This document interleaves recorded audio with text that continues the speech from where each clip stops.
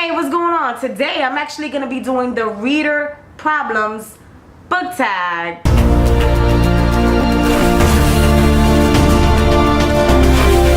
Hey, what's going on? If you consider yourself a bookworm, book lover, book addict, book geek, book nerd, any of those bookish terms, feed your need now by subscribing for more bookish videos. So let's get right into it. I know I'm a book reader and I have reader problems. Let's see what answers I could come up with for these book tag problems, right? So the first question is, you have 20,000 books on your TBR. How in the world do you decide what to read next? Now, I was thinking maybe eeny, meeny, miny, mo. That's always quick and easy and painless. But I was just thinking, I guess whatever I'm in the mood for at the time. If I have 20,000 books on a TBR and I'm scrolling, whichever one calls out to me, that's the one I'm gonna be reading. The next question is, you're halfway through a book and you're just not loving it. Do you quit or are you committed? Now, if I'm halfway through the book already and I don't like it, and I have to think about that. I mean, if I'm halfway through the book, you know what? I'd rather not waste my time. You know what? I'm a DNF it. Number 3, the end of the year is coming and you're so close, but so far away on your Goodreads challenge. Do you try to catch up and how? Yes, I will definitely try to catch up.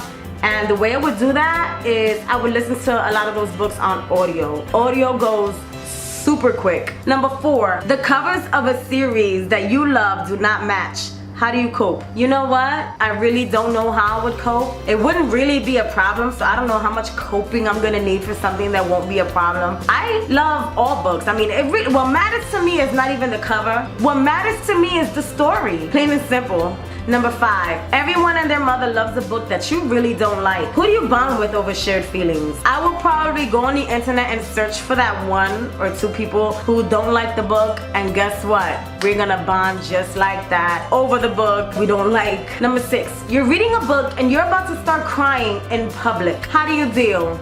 Let the floodgates open. Why not? I mean, you're reading a book, you're in your own world, you're enjoying it, and you know what? There's about a 99% chance that you will never see those people again. So who cares? Open them floodgates.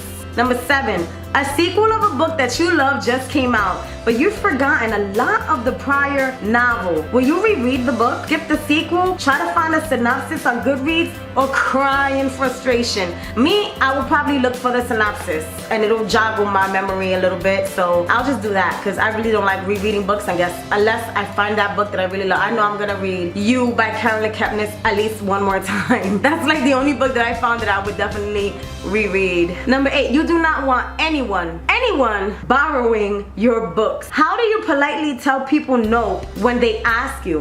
Sorry, sorry, I am not lending out my books to you. Is that rude? I could say, I did say sorry, but I could say, I'm sorry, I don't lend my books out. I'll do something like that maybe, I don't know. Number 9, reading ADD. You've picked up and put down 5 books in the last month. How do you get over your reading slump? You know what really helps me with the reading slump, honestly? I think it's BookTube.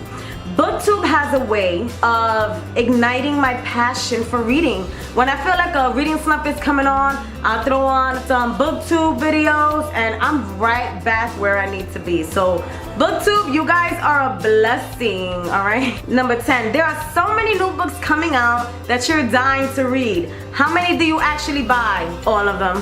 What else can I say? I'm a reader. It's books that I want, books that I'm dying to read. Whether I read them or not is a question for another video.